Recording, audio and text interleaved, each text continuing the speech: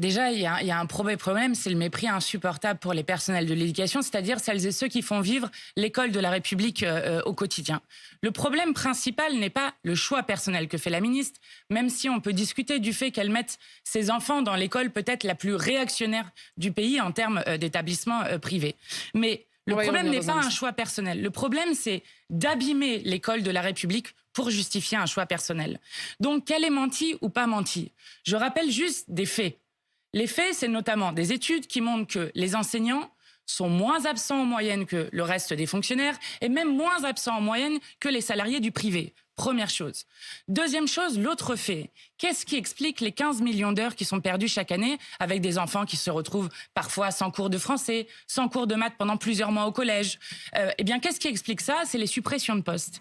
Et c'est donc le bilan notamment d'Emmanuel Macron, puisque 9000 postes ont été supprimés dans les collèges et dans les lycées depuis 2017, avec, dans le projet de loi de finances 2024, 2600 postes supplémentaires qui sont supprimés majoritairement dans le public. Ce que vous voulez dire, c'est qu'en justifiant par les paquets d'heures non remplacées le fait d'avoir mis ses enfants dans l'école privée, elle disait combien l'école ne s'était pas améliorée. C'est ça que vous voulez dire? La responsabilité, elle pointe aussi le bilan d'Emmanuel Macron, c'est une évidence. Mais je vais vous dire pourquoi c'est indécent.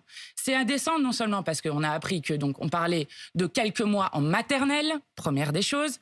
Deuxième chose, en première section de maternelle pour son fils aîné. Exactement, on parle d'un établissement qui est dans le 6e arrondissement de Paris. Et je vous rappelle ce qui était issu d'un rapport sénatorial qu'il faut toujours avoir en tête, c'est que l'école la moins bien dotée de Paris est mieux dotée que l'école la mieux dotée de Seine-Saint-Denis. Donc en plus, on parle d'écoles qui sont ultra privilégiées, si je peux prendre cette expression.